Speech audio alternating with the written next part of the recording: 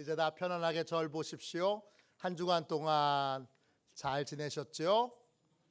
늘 주님의 은혜 가운데 거하시기를 축원합니다. 제자들에게 권능을 주시는 예수님, 제자들에게 권능을 주시는 예수님, 이런 제목으로 함께 은혜 나누겠습니다. 성경에서 증언하는 초대교회에는 수시로 하나님의 기적이 일어났습니다. 초대교회 사도들과 전도자들을 통해 수많은 병자들이 고침을 받았습니다. 죽은 사람이 살아나기도 하고, 날 때부터 안진뱅이였던 자가 일어나기도 하고, 또 베드로의 그림자만 덮여도 귀신이 떠나가고 병자가 고침받고, 바울이 쓰던 손수건을 또 앞치마를 병든 분의 몸에 얹으면 귀신이 떠나가고 또 병이 고쳐지는 역사가 있었습니다.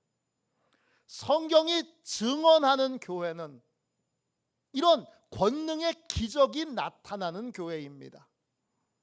이 땅의 모든 교회는 이런 하나님의 권능이 나타나야 합니다. 이런 권능이 나타나는 교회가 되려면 어떻게 해야 되느냐?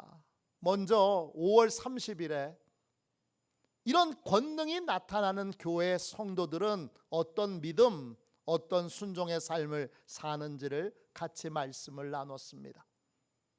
오늘은 이런 권능이 나타나는 교회가 되려면 오늘 말씀 마태복음 10장 1절을 통하여 목사님은 어떤 사람이 되어야 하는지, 성도들은 어떤 사람이 되어야 하는지 함께 은혜를 나누도록 하겠습니다. 할렐루야. 오늘 함께 읽은 말씀에 예수님이 12제자를 부르시고 그 12제자에게, 제자들에게 권능을 주십니다. 오늘 말씀 10장 1절입니다. 예수께서 그의 12제자를 부르사 더러운 귀신을 쫓아내며 모든 병과 모든 약한 것을 고치는 권능을 주시니라 그랬습니다. 예수님은 제자들에게 권능을 주십니다. 더러운 귀신을 쫓아내는 권능. 여기서 더러운 것은, 더럽다는 말은 헬라어 원어로 보면 음란하다라는 뜻이 있고, 또 사악한, 나쁜 이런 뜻도 있어요. 음란한 생각을 갖게 만드는 귀신, 또 온갖 악한 생각을 품게 만드는 귀신을 예수님이 제자들에게 쫓아낼 수 있도록 권능을 주셨어요. 모든 병을, 모든 병이에요. 일부의 병이 아니라, 고치기 쉬운 병이 아니라 어렵고 힘든 것을 포함한 모든 병을 고치는 권능을 주셨어요. 또 모든 약한 것, 육체가 약한 거, 약하게 태어난 거, 또 마음이 약한 거, 영혼이 약한 거, 약한 모든 것을 경중에 상관없이 고치는 권능을 주셨어요. 그 권능을 누구에게 주셨습니까? 제자에게 주셨습니다. 권능 있는 삶, 권능 있는 교회 되려면 예수님과의 관계가 스승과 제자의 관계여야 합니다. 예수님은 제자들에게만 권능을 주십니다. 내 삶에 권능이 나타나는 그러한 기적의 삶이 나타나려면 나는 예수님의 제자여야 합니다. 예수님이 나의 제자, 이렇게 인정해 주셔야 합니다. 우리 교회가 기적이 나타나는 교회, 하나님의 권능으로 충만한 교회, 매주마다 병자들이 낫고 귀신들이 떠나가고 문제들이 해결되고 새롭게 변화되는 역동적인 교회가 되려면 우리 모두가 다, 목사님도 장로님도 권사님도 집사님도 다 제자여야 합니다. 여러분은 예수님의 제자입니까? 예수님을 따랐던 사람들이 다 제자는 아닙니다. 성경에 보면 제자와 무리들이 있습니다. 마태복음 3장 1절입니다. 예수께서 무리를 보시고 산에 올라가 앉으시니 제자들이 나아온지라. 예수님을 따르는 사람들은 무리와 제자로 나누어집니다. 여러분은 무리입니까? 제자입니까? 같은 예수님을 따르고 같은 예수님을 예배하고 같은 예수님의 말씀을 들어도 무리가 있고 제자가 있습니다. 무리에게는 주님이 권능을 주시지 않았습니다. 귀신을 쫓아내는 권능, 또 병을 고치는 권능, 약한 것을 고치는 권능을 무리에게는 주시지 않았습니다. 오직 제자들에게만 이 권능을 주셨습니다. 무리와 제자, 어떤 차이가 있습니까? 무리라는 말은 헬라어로 오클로스입니다. 구경꾼이에요. 관객이에요. 여러분은 예배를 구경하러 오셨습니까? 아니면 여러분의 영혼을, 육체를 드리는, 헌신하기 위해 오셨습니까? 무리는 구경꾼이고 제자는 그러면 누굽니까? 제자는 선수들입니다. 지금 월드컵이 진행 중에 있습니다. 월드컵 역사상 처음으로 세 나라가 공동으로 월드컵을 유치해서 함께 진행하고 있습니다. 보니까 아메리칸 대륙 전체가 다, 남미의 몇 나라를 빼놓고는 다 월드컵을 유치한 겁니다. 자, 무리 구경꾼은 돈을 내고서 경기를 봐야 합니다. 이번에 논쟁이 되는 건 월드컵 티켓이 너무 비싸다는 거예요. 한일 월드컵 때도 제가 4강전을 직접 가서 직관을 했는데 그때도 한 50만 원 가량 들었어요. 제가 낸 건 아닙니다. 제 장인어른이 사놓은 표를 저한테 양보해 주셔서 처남하고 같이 다녀왔습니다. 근데 지금은 몇 배가 더 비싸다 그래요.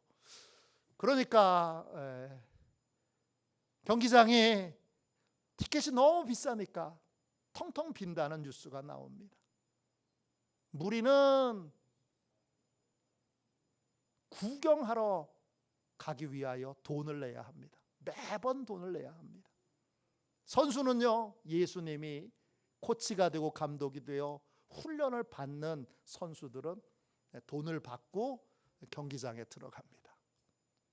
그리고 뜁니다. 물론 죽을 힘을 당해 뛰고 있습니다.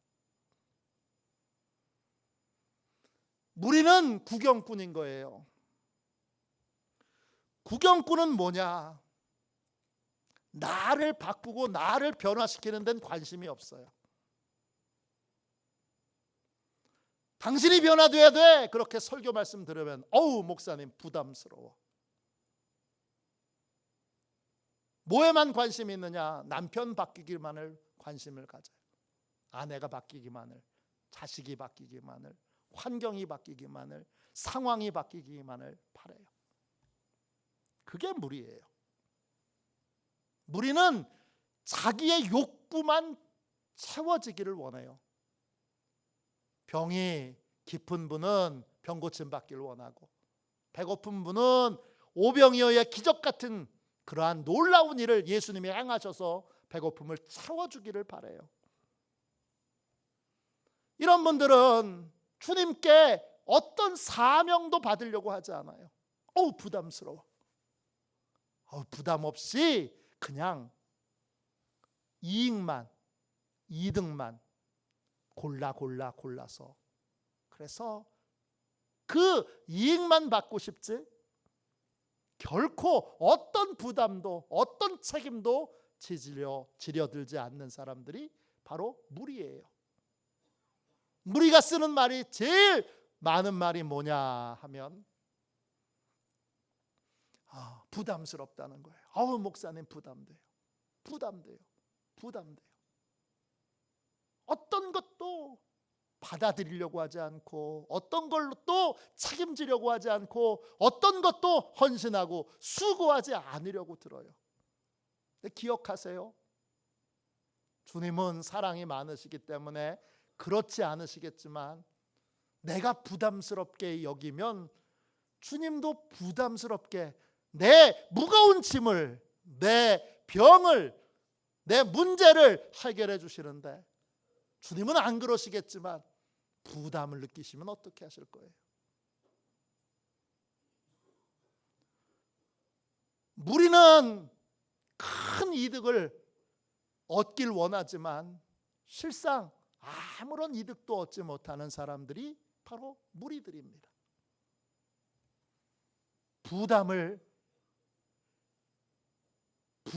느끼는 사람, 그저 구경만 하려는 사람, 관객으로 머물러 있으려는 사람, 그 사람들은 내내 많은 대가를 지불해야 합니다. 내가 변화되지 않으므로, 내가 구경꾼의 삶을 삶으로 입장권 비싼 걸 구입해야 경기장에 들어가는 것처럼 큰 대가를 지불해야 합니다.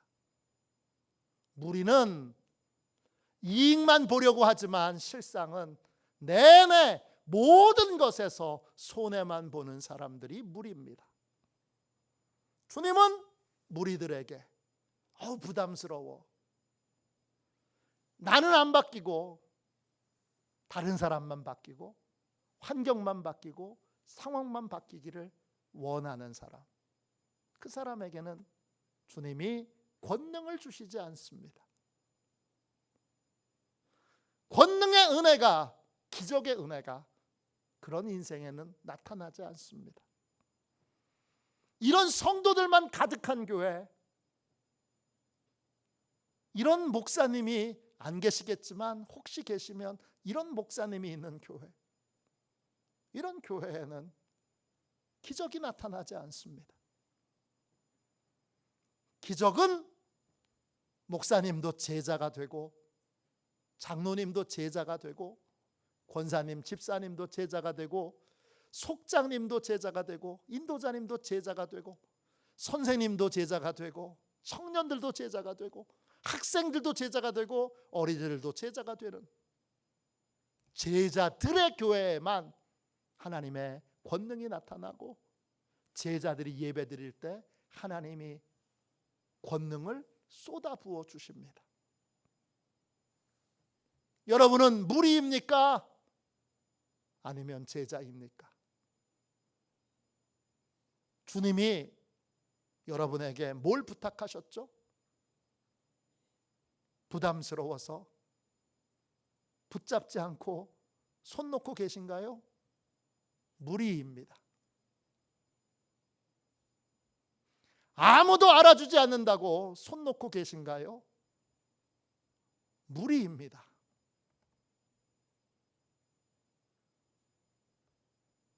아무도 알아주지 않아도 주님이 맡기신 그 일을 붙들고 충성하고 계신가요? 제자입니다. 제자는 어떤 사람입니까? 주님이 권능을 주시는, 권능을 행하시는, 권능의 통로로 쓰시는 제자는 어떤 사람입니까? 오늘 세 가지만 살펴보겠습니다. 예수님께서 권능을 주시는 제자는 구체적으로 어떤 사람입니까? 첫 번째, 제자는 환경과 상황이 아니라 자기가 변화되기를 진심으로 원하는 사람입니다. 제자라는 말이 헬라어로 마테테스예요. 배우는 사람, 학생, 훈련생이에요. 배우는 사람, 학생, 훈련생은 어떤 변화를 기대하는 거예요? 누구의 변화를 기대하는 거예요? 나 자신의 변화를 기대하는 거예요. 제자는 예수님께 나를 좀 변화시켜 달라고 그렇게 간절히 기도하는 사람이에요. 제자는 모든 문제의 근원이 남편에게 있는 게 아니라, 아내에게 있는 게 아니라 나한테 있다고 고백하는 사람이에요. 내가 달라져야 인생이 달라지고, 내가 달라져야 새롭게 인생이 열리니까 주님, 나를 좀 고쳐주세요. 나를 좀 바꿔주세요. 그렇게 기도하는 사람이 바로 제자입니다. 누가복음 5장에 보면 베드로가 예수님을 처음 만납니다. 예수님 만났던 그날은 베드로 인생의 가장 큰 실패를 겪었던 날입니다. 베드로는 밤새도록 그물을 내렸지만 고기 한 마리도 못 잡았습니다. 이걸 잘 생각해 보면 이게 얼마나 큰 좌절을 겪은 것인지를 금방 깨닫게 됩니다. 낚시로는 고기를 한 마리도 못 잡을 수 있어요. 근데 그물은 다른 거예요. 그물은 한 번 그물질을 던져서 한 마리도 못 잡으면 한 번에도 큰 좌절이 있어요.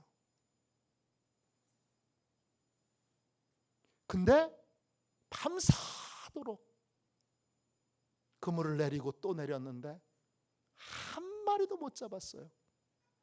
더 끔찍한 건 베드로는 아마추어가 아니에요. 초보가 아니에요. 베테랑 중에 베테랑이고 전문가 중에 전문가예요. 고기 잡이로 먹고 사는 사람이에요. 선주 배를 가지고 있는 사람이에요. 근데 베테랑 베드로가 그물을 내리고 또 내렸는데 어디에 고기가 있는지, 고기가 사는지 환하게 꿰뚫어 보는 이 베드로가 밤새도록 그물을 내리고 또 내렸는데 한 마리의 고기도 못 잡았다. 이게 기적인 거예요. 이게 기적인 거예요. 낙심하는 마음으로 새벽에 그물을 고치고 있는데 주님이 오셔서 배를 좀 빌려달라고 하세요. 예수님을 따르는 수많은 사람들이 예수님의 설교를 들으려고 그러는데 사람들이 너무 많이 왔으니까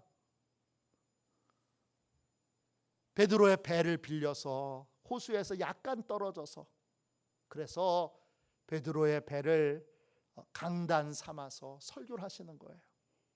베드로는 그 옆에서 그물을 기으면서 그 설교 말씀을 들어요.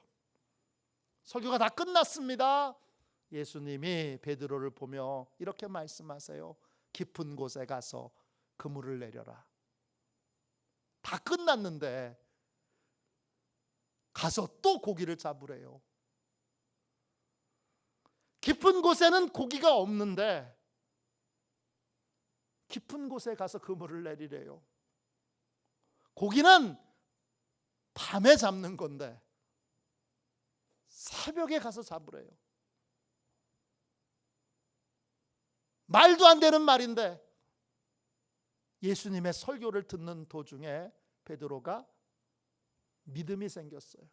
주님은 다른 분이구나, 특별한 분이구나. 그래서 깊은 곳에 가서 한 번에 그물을 내립니다. 그런데 그물이 찢어질 정도로 어마어마한 양의 고기가 잡힙니다. 그 밤의 실패가 한순간에 다 치유된 거예요. 실패가 다 치유되고 경제적인 손실이 한 번의 그물질에 다 해결됐는데, 환경과 상황은 다 좋아졌는데, 베드로는 예수님 앞으로 가서 무릎을 꿇습니다. 저 그림 보세요. 예수님이 베드로가 무릎을 꿇고 있어요. 그리고 예수님께 이렇게 말합니다. 누가복음 5장 8절이에요. 예수의 무릎 아래 엎드려 이르되 주여 나를 떠나소서 나는 죄인이로소이다. 이 말이 예수님 빨리 떠나세요 그런 뜻이 아니에요. 무슨 뜻이에요? 내가 죄인이라는 건 주님 환경과 상황만 고치지 마시고 죄덩어리인 저도 고쳐주세요. 저부터 고쳐주세요. 그런 말인 거예요. 이렇게 고백할 수 있어요. 주님, 지난밤의 실패를 주님께서 치유해 주신 것처럼 죄의 덩어리인 저도 제발 좀 고쳐주세요. 이제는 환경과 상황이 달라지기를 주님께 구했던 것이 아니라 내가 달라지기를 구했던 거예요. 이게 제자예요. 이렇게 기도하자 주님이 베드로를 제자로 초대하세요. 제자는 주님의 권능으로 환경이 달라지기를, 문제가 해결되기를 바라기 전에 문제의 뿌리요 근원인 내가 달라지기를, 내가 바뀌기를 원하는 사람이에요. 내가 변화되고 내가 거룩해져서 죄에서 자유를 얻고 새 사람이 되기를 원하는 사람, 그 사람이 바로 제자인 거예요. 그 사람에게, 내가 변화되고 내가 달라지기를 원하는 사람에게 주님이 권능을 주시는 거예요. 하영록 목사님이 계십니다. 2024년도 12월 26일에 돌아가셨어요. 68세로. 심장 이식 수술을 3번 받았어요. 첫 번째 심장이 고장났다는 소식을 들었을 때 주님께 엎드려서 살려달라 그랬어요. 그리고 심장 이식 수술이 잘 돼서 살아났어요. 근데 옛날로 돌아갔네요. 그래서 다시 재발했어요. 두 번째는 안 된다는 걸, 심장 이식을 2번째 받는 게 어디 있어요? 안 된다는 걸 기도하고 살려달라고 구해서 겨우 받았네요. 살아났네요. 근데 옛날로 또 돌아갔네.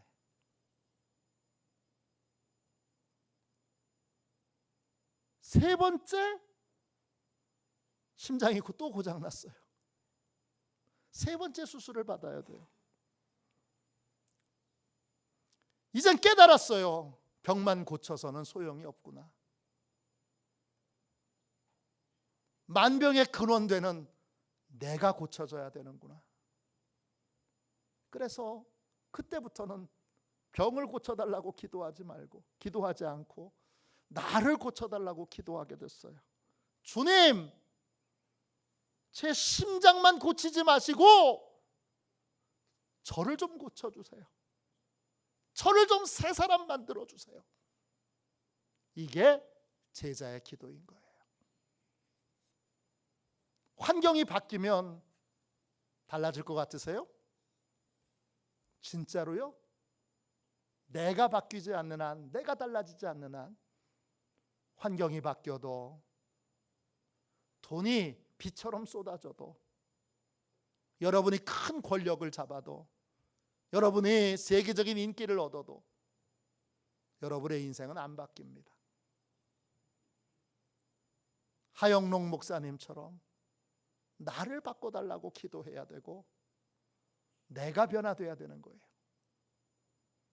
그렇게 간절히 기도하고 하나님이 하영록 목사님을 기적적으로 3번째 심장 이식 수술을 받고 살아나게 하셨어요.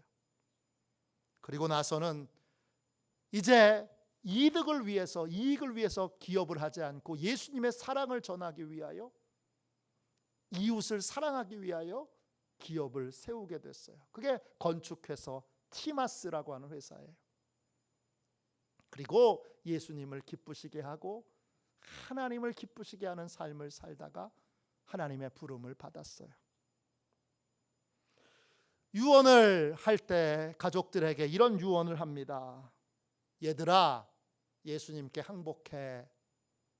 예수님의 말씀을 따라 사랑으로 희생하는 삶을 사는 게 진짜 복이다. 그리고는 돌아가셨어요. 누가 제자예요? 내가 달라지기를 원하는 거. 아유, 지긋지긋해. 저 남편이 달라져야 돼. 아유, 짜증나. 아내가 달라져야 돼. 이 사람은 무리인 거예요. 애들이 달라져야 돼요. 무리인 거예요. 주님 앞에 내가 달라져야 됩니다. 내가 만병의 근원이고 모든 문제의 근원이고 내가 모든 고통의 근원입니다. 내가 달라지도록 주님, 나를 새 사람 만들어 주세요. 그렇게 간절히 기도하며 예배하는 사람, 그 사람에게 주님이 권능을 주시는 거예요.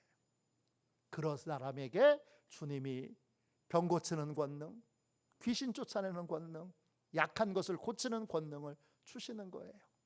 그런 제자가 되시기를 주님의 이름으로 축원합니다. 예수님께서 권능을 주시는 제자는 구체적으로 어떤 사람입니까? 두 번째, 매일 주님께 배워서 달라지고 변화되는 사람입니다. 제자는 배우는 사람이에요. 배운다는 건 자신이 아무것도 할 줄 모른다는 걸 인정하는 거예요. 제자는 이미 알고 있는 익숙한 방법대로 삶을 살지 않고 주님께서 가르쳐 주시는 새로운 방식으로 삶을 살려는 사람이에요.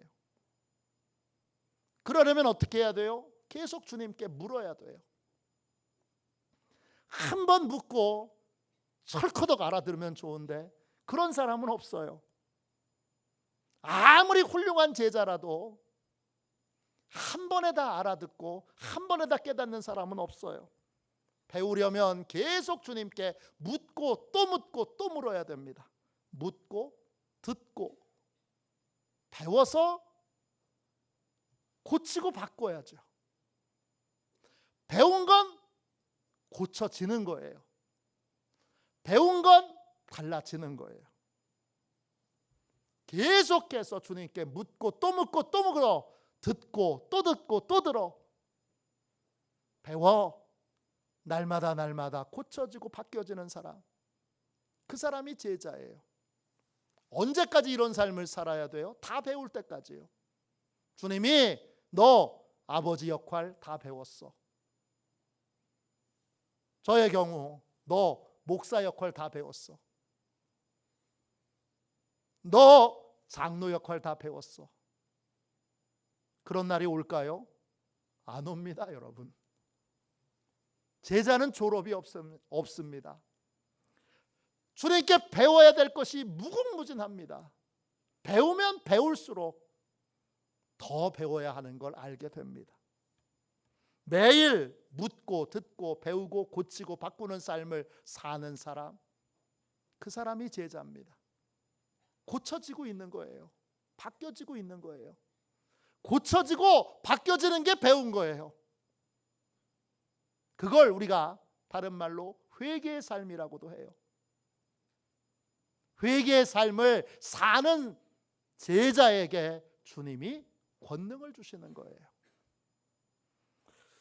이탈리아 예술가 중에 미켈란젤로라고 하는 분이 있어요. 저렇게 생겼어요.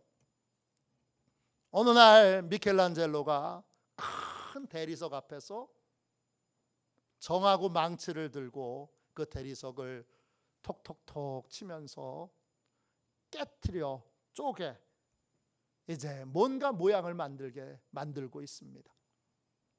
사방에 돌가루가 날리고 그리고 돌 표면은 조금씩 깎여 나갑니다. 어린아이가 학교를 가면서 계속 그 미켈란젤로가 작업하는 걸 보고 시큰둥하게 지나가고 또 학교에 돌아올 때도 보고 시큰둥하고 지나갑니다. 그렇게 몇 달이 지났어요. 어느 날 이 꼬마 아이가 미켈란젤로의 그 작업실을 지나가는데 그 대리석 돌덩어리가 너무나 예쁜 천사의 모습으로 바뀌어 있는 거예요. 아이가 눈이 크게 떠져서 미켈란젤로를 찾아갑니다. 눈을 둥그렇게 뜨고 이렇게 묻습니다. 아저씨는 돌 속에 이렇게 예쁜 천사가 있는 걸 어떻게 아셨어요? 미켈란젤로가 웃으면서 대답합니다. 나는 돌 속에 있는 천사들을 이미 보고 있었지. 내가 한 일은 이 아름다운 천사를 방해하는 거친 돌들을 매일 정으로 쪼아서 깎아낸 것뿐이야. 깎아냈더니 이렇게 아름다운 천사가 나타났잖니? 예수님도 우리를 보실 때 우리의 아름다움을 보세요. 우리의 거룩함을 보세요. 우리의 진실함을 보세요. 우리의 존귀함을 보세요. 그 아름다운 모습으로 우리를 끌어내기 위해서 주님이 말씀으로, 훈련으로, 기도로, 회개로 우리를 매일매일 다듬고 계세요. 제자는 누구예요? 주님의 손에 내 영혼을 맡긴 사람이에요. 나를 다듬고 고치시는 주님의 손에 내 영혼을 맡긴 사람이에요. 내 마음을 맡긴 사람이에요. 그래서 주님 마음대로 하세요. 주님 원하시는 대로 하세요. 나는 거친 돌덩어리입니다. 그렇게 고백하는 사람이 제자예요. 그래서 매일 주님께 묻고 또 묻고 또 묻고 듣고 또 듣고 또 듣고 배우고 또 배우고 또 배워서 매일매일 자기를 고치고 바꾸는 사람, 그런 사람에게 주님이 권능을 주세요. 그러한 제자가 되시기를 주님의 이름으로 축원합니다. 마지막 세 번째로 예수님께서 권능을 주시는 제자는 구체적으로 어떤 사람입니까? 세 번째, 제자는 주님께 복음 전파의 사명을 받은 사람입니다. 제자 훈련을 하시는데 제자 훈련의 목적이 뭐예요? 교회에서 제자 훈련을 많이 시키는데 목적이 뭐죠? 예수님은 어떤 목적으로 제자 훈련을 시키셨죠? 제자 훈련의 목적은 전도입니다. 영혼 구원이에요. 그래서 제자들을 훈련시키시면서 자주 둘씩 이 마을 저 마을로 전도를 내보내셨어요. 제자는 목적 없이 훈련만 받는 사람들이 아니에요. 제자의 목적은 영혼을 구원하고 영혼을 변화시키는 통로가 되는 거예요. 제자는 누구냐? 전도의 사명을 가진 사람이에요. 주님이 나한테 전도의 사명을 주셨어. 그리고 전도의 사명을 짊어지고 영혼 구원을 위해 힘쓰고 애쓰는 사람, 그 사람이 제자인 거예요. 누가복음 14장 27절입니다. 누구든지 자기 십자가를 지고 나를 따르지 않는 자도 능히 내 제자가 되지 못하리라. 자기 십자가를 지지 않는 사람은 주님의 제자가 아니에요. 자기 십자가가 뭐죠? 주님이 그분에게 맡기신 사명이에요. 그 사명의 핵심이 뭐예요? 대표적인 사명이 뭐예요? 영혼 구원을 위해 복음을 전하는 거예요. 그러니까 제자는 누구냐? 영혼 구원을 위하여 복음 전파에 헌신하고 힘쓰는 사람이 제자예요. 제자는 출세와 성공을 위해서 인생을 살지 않아요. 제자는 영혼 구원을 위해 살아요. 영혼 구원을 위해, 복음을 전파하기 위해 인생을 사는 사람이 바로 제자예요. 그러한 목적으로 인생을 사는 사람에게 주님이 권능을 주시는 거예요. 19세기 존 하이드 선교사님이 계세요. 제가 참 존경하고 사랑하는 선교사님이세요. 기도를 정말 많이 하는 분이에요. 그래서 별명이 뭐냐? 기도하는 하이드예요. 이분이 어느 날 의사에게 검진을 받으러 갔다가 심장 질환이 있다는 그러한 의사의 소견을 듣게 됩니다. 의사가 이렇게 말하는 거예요. 선교사님, 지금 심장이 비대해져서 커져서 가슴 벽을 치고 있습니다. 당장 사역을 멈추세요. 당장 치료를 시작하세요. 그렇지 않으면 몇 개월 못 삽니다. 이 말을 듣고 하이드 선교사님이 온화한 표정으로 이렇게 대답합니다. 선생님, 제게 딱 5분의 시간이 주어진다면 저는 편안하게 쉬기보다 한 영혼이라도 더 복음을 전하기 위해 힘쓰다가 주님의 품 안에 안기겠습니다. 의사의 경고에도 불구하고 존 하이드 선교사님은 인도의 거리를 누비며 복음을 전하다가 하나님의 부름을 받습니다. 이게 제자인 거예요. 19세기 중반에 남태평양에 뉴 헤브리디스라고 하는 제도가 있어요. 제도는 섬의 무리들이 제도예요. 근데 그 섬 중에 하나 식인종이 사는 섬이 있었어요. 그 식인종이 살고 있는 섬에 하나님이 부르셔서 선교를 나가기로 결정한 사람이 있어요. 존 패튼이라고 하는 선교사님이에요. 근데 존 패튼 선교사님이 나가기 직전에 다른 선교사 부부가 그 식인종 섬에 들어갔다가 살해당하고 그 식인종들에게 잡아먹히는 무시무시한 일이 일어났어요. 그 소식을 들었지만 존 패튼 선교사님은 하나님이 부르셨기에 그 섬으로 선교를 나가기로 결정했어요. 그러자 사랑하는 교회 성도들이 또 교회 장로님들이 말리게 됩니다. 한 노인이 이렇게 경고했어요. 패튼, 자네 미쳤군. 거긴 식인종들이 사는 곳이야. 자네도 그곳에 가면 그들에게 잡아먹히게 될 거야. 정신 차려. 이때 패튼 선교사님이 그 노인에게 이렇게 말합니다. 어르신도 나이 들면 무덤에 묻히실 거고, 그러면 결국 흙 속에 있는 벌레들에게 다 잡아먹히게 될 겁니다.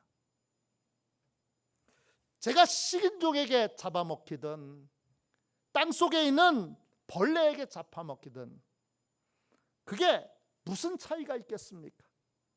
부활의 날에 제가 식인종에게 먹히든 벌레에게 먹히든 상관없이 저는 영광스러운 부활에 참여하게 될 것입니다. 제가 오직 진심으로 바라는 건 불쌍한 식인종들에게 예수님을 전하는 것뿐입니다. 패튼 선교사님은 그리고 그 식인종 섬으로 들어갑니다.